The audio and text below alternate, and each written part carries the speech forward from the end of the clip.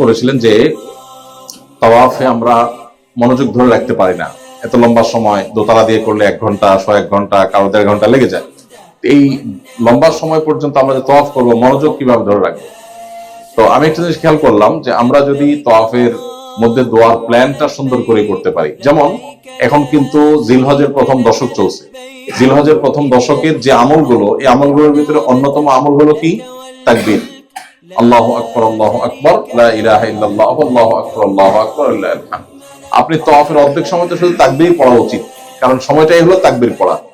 একটু পুরুষরা যদি উচ্চস্বরে পড়েন তাহলে আশপাশে মানুষগুলো টের পাইলো, তারাও মনে মনে পড়তে পারলো, তাদেরকে স্মরণ করার নিয়ত আপনি পড়লেন, এটা করতে পারি আমরা।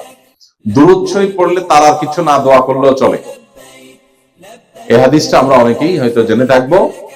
এক সাহাবী নবী সাল্লাল্লাহু আলাইহি ওয়াসাল্লামকে জিজ্ঞাসা করেছেন, হে আল্লাহর রাসূল, আমি আমার দোয়ার কত অংশ আপনার জন্য বরাদ্দ রাখবো, মানে দুরূদের জন্য বরাদ্দ রাখবো? আমি তো আল্লাহর কাছে আমার নিজের জন্য, ছেলে মেয়ের জন্য, ফ্যামিলির জন্য চাইবো, এর মধ্যে আপনার জন্য অর্থাৎ রাসূল আকরাম সাল্লাল্লাহু আলাইহি ওয়াসাল্লামের জন্য দোয়া কতটুকু করব, কি পরিমাণ করব, রেশিওটা কি হবে? হে আল্লাহর রাসূল, আপনার জন্য দুরূদের বাজেট কি পরিমাণ থাকবে? নবী করিম সাল্লাল্লাহু আলাইহি ওয়াসাল্লাম ওই সাহাবী এই প্রশ্ন শুনে তিনি নীরব থাকলেন। সাহাবী প্রশ্ন করলেন যে আমি কি আমার দোয়ার 1/4, 4 ভাগের 1 ভাগ আপনার জন্য বরাদ্দ রাখবো? রাসূল বললেন, হ্যাঁ করতে পারো। এরপর বললেন 1/3। রাসূল পরিপূর্ণ খুশি বোঝা যাচ্ছে না, এই জন্য সাহাবী আরো বাড়ালেন পরিমাণ, যে তাইলে 1/3? বলে হ্যাঁ হতে পারে। বলে যে তাহলে হাফ, 50%? বলে হ্যাঁ তাও চলে। বলে যে তাহলে কি আমার দোয়ার পুরাটুকুই কি দুরূদের জন্য বরাদ্দ রাখবো কিনা? রাসূল আকরাম সাল্লাল্লাহু আলাইহি ওয়াসাল্লাম বললেন, তাহলে তোমার আর কিচ্ছু চাওয়ার দরকার নাই, এর মধ্যে সব চলে আসছে। তাহলে যারা আমরা তাওয়াফের সময় কি করব খুঁজে পাই না, আপনি দুরূদ যদি পড়তে থাকেন, দুরূদ ইব্রাহিম মহব্বতের সাথে, আমরা আবার অনেকে হুলস্থুল করে পড়ি, কারণ আমাদের দেশে ওই যে জিকিরেও আপনার হুলস্থুল জিকিরের দেশ আমাদের দেশ। ইল্লাল্লাহ ইল্লাল্লাহ ইল্লাল্লাহ যদি আপনি খুব বেশি হুলস্থুল করে পড়েন, তো সেখানে তো আসলে সেভাবে মনোযোগ দিয়ে দেওয়া যায় না, যায়? সুবহানাল্লাহ সুবহানাল্লাহ সুবহানাল্লাহ সুবহানাল্লাহ এই টাইপের জিকির আমরা অনেকে করি। আরে ভাই, জিকির তো হবে মহব্বতের সাথে, আল্লাহর ভালোবাসার সাথে, খুবই ধীরস্থিরতার সাথে, অতএব দুরূদ সেভাবে হবে। আল্লাহুম্মা সাল্লি আলা মুহাম্মাদ ওয়া আলা আলি মুহাম্মাদ কামা সাল্লাইতা আলা ইব্রাহিম ওয়া আলা আলি ইব্রাহিম ইন্নাকা হামিদুম মাজিদ। আল্লাহুম্মা বারিক আলা মুহাম্মাদ ওয়া আলা আলি মুহাম্মাদ কামা বারাকতা আলা ইব্রাহিম ওয়া আলা আলি ইব্রাহিম ইন্নাকা হামিদুম মাজিদ। অর্থের দিকে খেয়াল করে করে দুরূদ শরীফ পড়ে আপনি 10-20 বার যদি টানা মহব্বতের সাথে দুরূদ পড়তে থাকেন, এতেই তো আপনার একটা চক্কর চলে যাবে। তাকবীর পড়তে থাকেন, সেখানে তো চলে যাবে। আবার ওই যে হাজর আসওয়াদ থেকে আগের কোনা পর্যন্ত এইটুকু তো রব্বানা আতিনা ফিদ দুনিয়া হাসানা, এটা তো অলরেডি বরাদ্দ আছেই।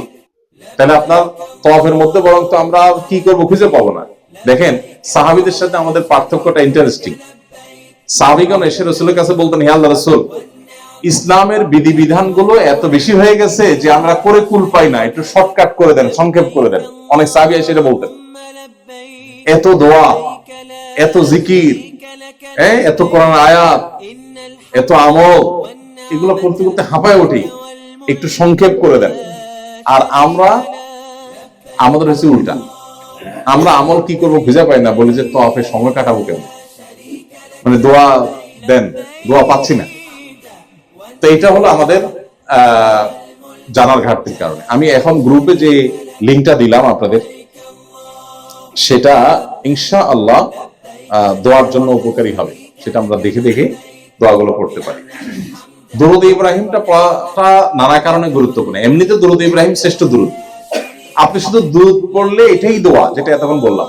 কারণ দুরূদে নবীর জন্য কল্যাণ চাইছেন, আর নবীর জন্য যখন কল্যাণ চায় কেউ, তিনি বলেছেন মান সাল্লা আলাইহি মাররাতান, কেউ যদি আমার প্রতি একবার দুরূদ পাঠ করে সাল্লাল্লাহু আলাইহি আশারা, আল্লাহ তাআলা ওই ব্যক্তির উপরে 10 বার রহমত নাযিল করে।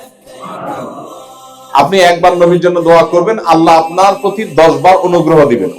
অনুগ্রহ সন্তানে, অনুগ্রহ সম্পদে, অনুগ্রহ ইবাদতে, অনুগ্রহ আপনার রিজিকে, অনুগ্রহ আপনার ব্যবসা বাণিজ্যে, অনুগ্রহ আপনার সবকিছুতে।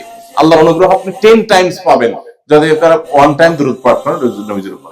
বাস, আর কিছু লাগে না। যারা আর কিছু হাতরা খুঁজে পাচ্ছেন না, শুধু দুরূদ পড়তে থাকেন, সব চলে আসবে ইনশাআল্লাহ। এর পাশাপাশি দুরূদ ইব্রাহিমের অর্থটার দিকে খেয়াল করেন। এই জায়গার সাথে দুরূদের মানে দারুণ একটা নিবিড় একটা সম্পর্ক আছে। এই জায়গা ইব্রাহিম আলাইহিস সালামের স্মৃতি বিজড়িত জায়গা, আবার মুহাম্মদ সাল্লাল্লাহু আলাইহি সাল্লামেরও স্মৃতি বিজড়িত জায়গা।